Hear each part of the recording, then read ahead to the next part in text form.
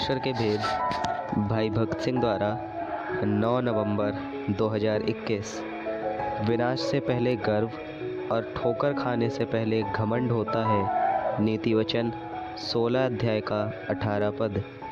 यहूदा का राजा यहोशापात अच्छी रीति से परमेश्वर के भय में अपनी जीवन चर्चा का आरंभ करता है।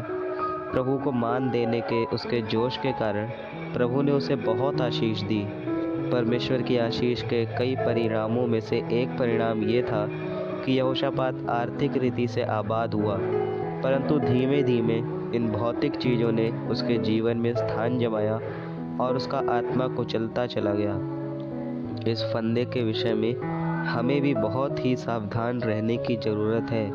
संसारिक धन दौलत का प्रेम ऐसी चालाकी से हमारे जीवन में प्रवेश करता है कि उसकी खबर शायद ही हमें होती है। शत्रु हमारी निर्बलता को जानता है, इसलिए जब हम अपनी आशीषों में खूब लीन हो जाते हैं तब हमारी बेफिक्री का लाभ उठाकर वो हमारे जीवन में प्रवेश कर जाता है। दूसरा इतिहास 18 अध्याय के 1 पद में हम पढ़ते हैं कि यहोशापात ने आहाब के साथ समधियाना किया। इज़राइल के सबसे दुष्ट राजाओं में का एक आहाब था। जब लोग आबाद, धनवान और प्रख्यात होते हैं तब संसार में दूसरे जो धनी लोग हैं उनके साथ मित्रता स्थापित करने की परीक्षा सामने आती है। बाद में प्रार्थना का बोझ हल्का और हल्का होता जाता है।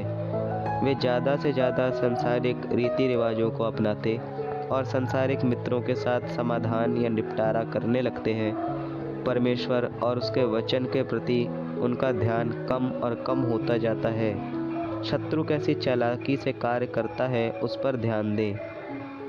आहाब ने अपनी बेटी का विवाह यहोशापात के बेटे के साथ किया। उसके बाद यहोशापात जाल में ऐसी सख्त रीति से फंस गया कि मिकाया नबी की चेतावनी पर उसने ध्यान नहीं दिया। युद्ध के मैदान में आहाब ने यहोशापात को सुझाव दिया कि वो राज पोशाक पहने और वो अपना भेष बदलेगा।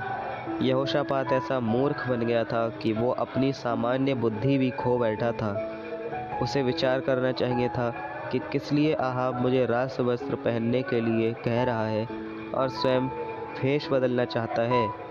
जब हम परमेश्वर के अनाज्ञाकारी होते हैं तब हमारा दिमाग काम करना बंद कर देता है। हम मूर्ख के समान बर्ताव करते हैं और अपने विनाश की ओर धंसते जाते हैं। यहोशापात ने जिस पतन के मार्ग को अपनाया था वो उसकी स्वाभाविक चरम सीमा अर्थात मृत्यु तक उसे ले गई, परंतु युद्ध भूमि पर संकट की बेला पर उसने पश्चाताप किया और परमेश्वर ने उसे बचाया। सांसारिक मित्रों और संबंधियों के साथ समाधान करके यदि आपके जीवन में नुकसान और अंधापन आया हो तो पश्चाताप करें। परमेश्वर दयावंत है, वो आपको भी बचाएगा।